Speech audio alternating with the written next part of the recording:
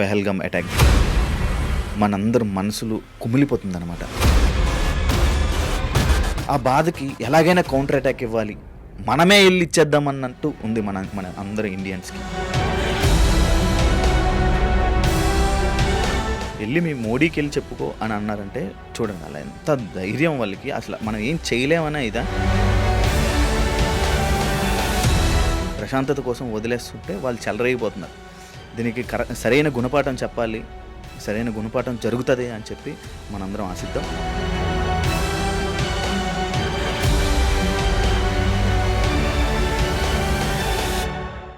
అందరికీ హాయ్, నేను మీ శివ. ఎప్పుడు నేను ఇలా వచ్చి కొన్ని సందర్భాల్లోనే నేను కెమెరా ముందుకు వచ్చి ఇలా మీతో మాట్లాడుతూ ఉంటాను. మళ్ళీ మాట్లాడే సిచ్యువేషన్ వచ్చింది. పెహల్గామ్ అటాక్ గురించి మీ అందరికీ తెలుసు. మనందరి మనసులు కుమిలిపోతుందన్నమాట. చాలా బాధపడుతున్నాం. ఎక్కడ చూసినా అదే న్యూస్. వాళ్ళ ఫ్యామిలీస్ని చూసి, వాళ్ళ ఏడుపులు చూసి మన ఫ్యామిలీకే ఇలా జరిగింది అన్నట్టు మనం రియాక్ట్ అవుతున్నాం అనమాట. అంత బాధ ఉంది మనలో. ఆ బాధకి ఎలాగైనా కౌంటర్ అటాక్ ఇవ్వాలి, మనమే వెళ్ళి ఇచ్చేద్దామన్నట్టు ఉంది మన మన అందరు ఇండియన్స్కి. మన మనసులో కూడా అదే ఉంది. మీకు కూడా అనిపిస్తుంటుంది, అరే మనం వెళ్ళి కొట్టాలి, మనం వెళ్ళి దెబ్బతీయాలి, మనమే దీనికి రియాక్ట్ అవ్వాలి, ప్రతి ఒక్కరు దీని గురించి మాట్లాడాలి, ప్రతి ఒక్కరు దీనికి రియాక్ట్ అవ్వాలి అని ప్రతి ఒక్కరు సోషల్ మీడియాలో, ప్రతి ఒక్కరి ఇన్స్టా స్టోరీస్లో ఇదే టాపిక్ నడుస్తుంది. దానివల్ల నేను ఈ టాపిక్ గురించి మాట్లాడడానికి వచ్చాను. నిన్న నైట్ CCS నుంచి ఫారెన్ సెక్రటరీ విక్రమ్ మిశ్రా గారు సడన్గా ఒక ప్రెస్ మీట్ పెట్టి మనందరికీ పాకిస్తాన్కి ఏమేమి చేస్తున్నాం అనేది ఒక ప్రెస్ మీట్లో మనందరికీ తెలియజేశారనమాట. అందులో ఏమేమి చేశారు వాటిలన్నిటి గురించి చెప్పడానికి నేను మీ ముందుకు వచ్చానమాట. ఇవన్నీ మీ అందరితో షేర్ చేసుకునే ముందు పెహల్గామ్ గురించి, నేను ఈ అటాకుల గురించి ఎందుకు ఇంత బాధపడుతున్నారు అని చెప్పి మనందరికీ ఉంటుంది కదా కొన్ని ఎక్కడో. అయితే ఎందుకంటే ఒక గుర్రం మీద అక్కడ అటాక్ జరుగుతున్నప్పుడు గుర్రం మీద అందరినీ వీళ్ళనే తీసుకొని వెళ్తూ ఉంటారు కదా. అలా తీసుకొని వెళ్ళే గుర్రం ఆపరేట్ చేసే వ్యక్తి, అంటే గుర్రాన్ని నడిపిస్తున్న వ్యక్తి ఒక ముస్లిం వ్యక్తి. మనల్ని కాపాడడానికి, ఎవరైతే టూరిస్టులు ఉన్నారో వాళ్ళని కాపాడడానికి ఆ టెర్రరిస్టుల దగ్గర గన్ను లాక్కోనంట, ఆ గన్నుతోనే వాళ్ళనే ఫైర్ చేయాలనుకున్నాడంట. వాళ్ళనే ఫైర్ చేయాలనుకుంటే ఈ గ్యాప్లో మిగతా ఎవరైతే 3 వ్యక్తులు ఉన్నారో ఆ 3 వ్యక్తులు ఒక వ్యక్తి ఈయన ఫైర్ చేసి చంపేశారంట. ఫస్ట్ అయితే ఈయన వదిలేశారంట. ఎందుకంటే ఈయన ఒక పాకిస్తాన్, అంటే ఒక ముస్లిం వ్యక్తి అని చెప్పి ఈయన వదిలేయడం జరిగింది. అయినా ఈయన వెళ్ళిపోవచ్చు, ఈయన వెళ్ళిపోయే అవకాశం ఉంది, కానీ మన గురించి పోరాడాడు. అండ్ అదే కాకుండా మనకి సోషల్ మీడియాలో వైరల్ అవుతున్న 2 వీడియోలు ఏవైతే వీడియోలు ఉన్నాయో ఆ వీడియోలు తీసింది కూడా ముస్లిమ్సే. అక్కడికి సంబంధించిన ఎవరో హెడ్స్ అంటే లైక్ ప్రెసిడెంట్లు ఎవరో అని చెప్పి హెడ్లు అని చెప్పి చెప్పడం జరిగిందనమాట. అంటే ఆ వీడియోలో వాళ్ళకి చెప్తున్నారు, అంటే వాళ్ళందరినీ కూల్ చేయడం జరుగుతుంది. కానీ ఇక్కడ ఏం జరుగుతుందంటే ప్రతి ఒక్క ముస్లింని, అంటే కొంతమంది వీడియోలు నేను చూడడం జరిగింది, ప్రతి ఒక్క ముస్లింని అనుమానిస్తున్నారు, ప్రతి ఒక్క ముస్లింని తిట్టుకుంటున్నారు. అది కాదు, అది కరెక్ట్ కాదు. మనకి ఎవరైతే అన్యాయం చేశారో వాళ్ళ గురించి మాట్లాడాలి, ప్రతి ఒక్కరి గురించి మాట్లాడకూడదు. అండ్ ఎందుకు ఇది మాట్లాడుతున్నానంటే నిన్నే ఒక సోషల్ మీడియాలో నేను ఒక రీలు ఇలా చేస్తుంటే ఒక రీల్ నాకు వచ్చింది. సోకాల్డ్ ఒక మంచి ఫేమస్ ఇన్ఫ్లుయెన్సరే ఆయన అంటున్నాడు, ఒక 4 ఫోటోలు ఒక ముస్లిమ్స్ వ్యక్తులు ఇన్ఫ్లుయెన్సర్స్ ఫొటోస్ పైన పెట్టి వీళ్ళ వల్లే ఇక్కడ అటాక్ జరిగిందని చెప్పాడు. అంటే నువ్వు ఒక ఇన్ఫ్లుయెన్సర్ అయి ఉండి జనాలు నీ మాటలు వింటున్నారంటే ఇలాంటివా నువ్వు చెప్పేది? ఇలాంటి మాటలు చెప్తే ఏమిద్దామని, ఏం మెసేజ్ ఇద్దామని? ఇప్పుడు వీళ్ళని చెప్తారు, బయట వీళ్ళు పొద్దున్న ఏదైనా వీడియోస్ చేసుకుంటే ఇండస్ట్రీలో మంచి బతకాలనుకుంటున్నారు. వాళ్ళు బయటికి వెళ్తే ఏమంటారు? వాళ్ళని టెర్రరిస్టులా చూస్తారు. వాళ్ళని టెర్రరిస్టులతో ఏంటి?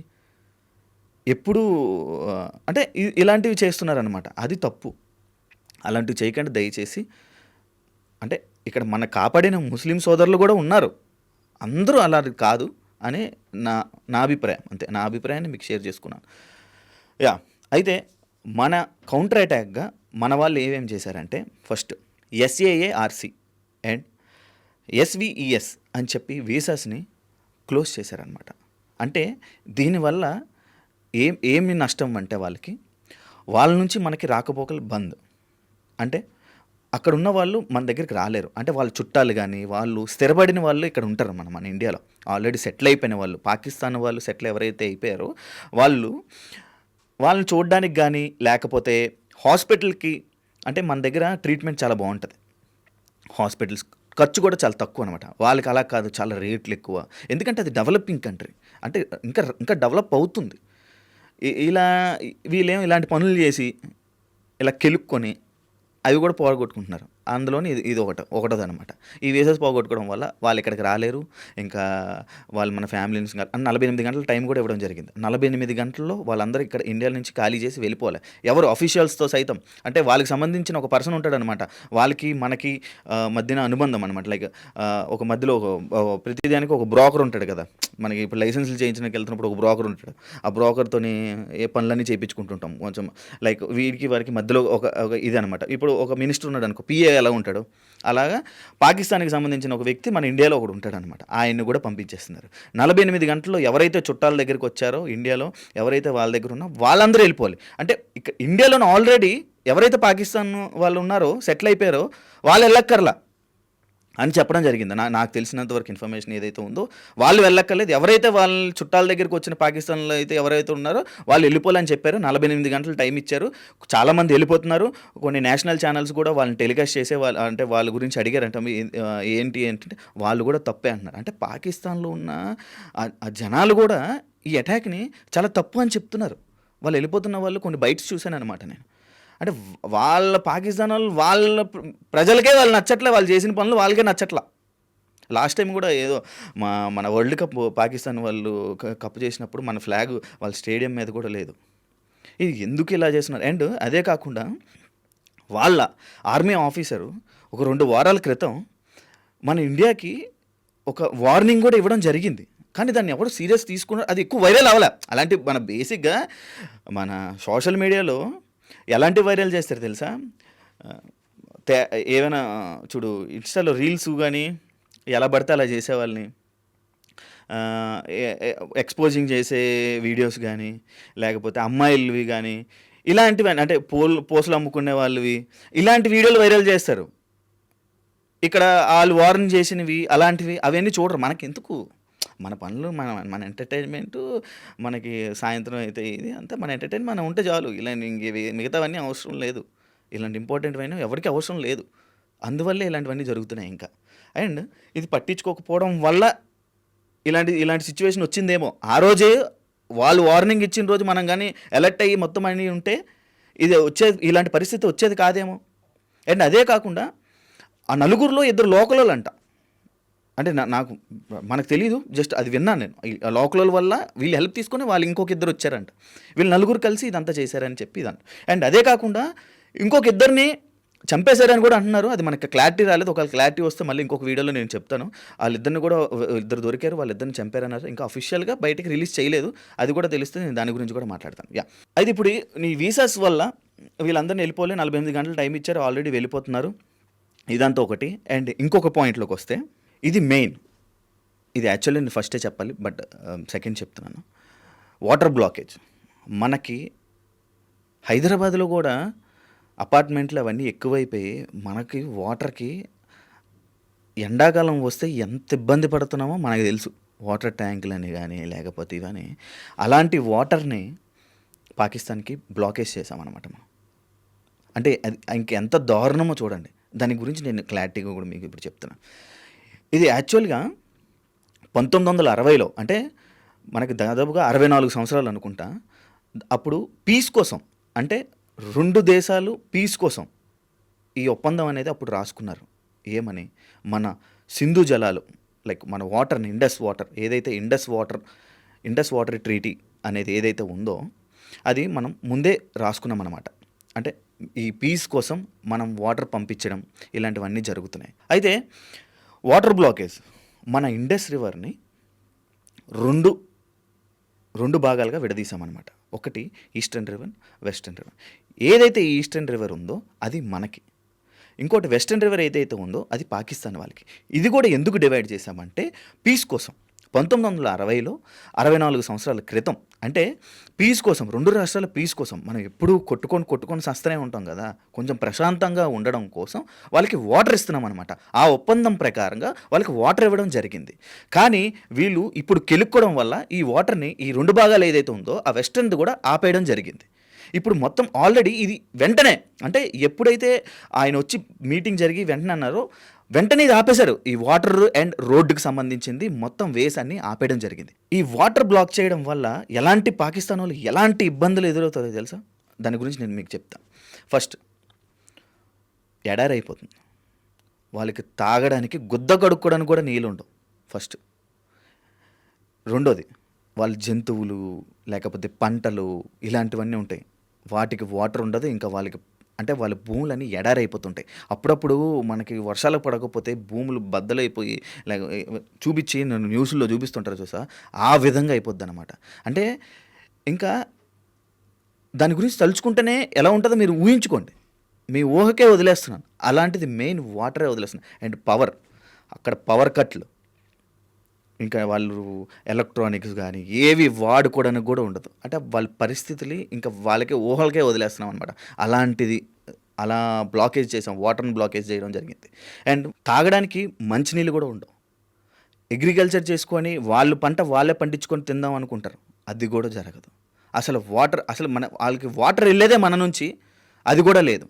అండ్ వాళ్ళు అన్నారు కదా, నేను ఏదైతే ఇందాక స్టార్టింగ్లో మీకు ఏదైతే చెప్పానో వాళ్ళ ఆర్మీ పర్సన్ ఏదైతే అన్నాడో, మన ఫైట్ దేని గురించో తెలుసా? కాశ్మీర్. మనకి కాశ్మీర్ కావాలి. ఆ కాశ్మీర్ అనేది ఇండియాది కాదు, అది మనది.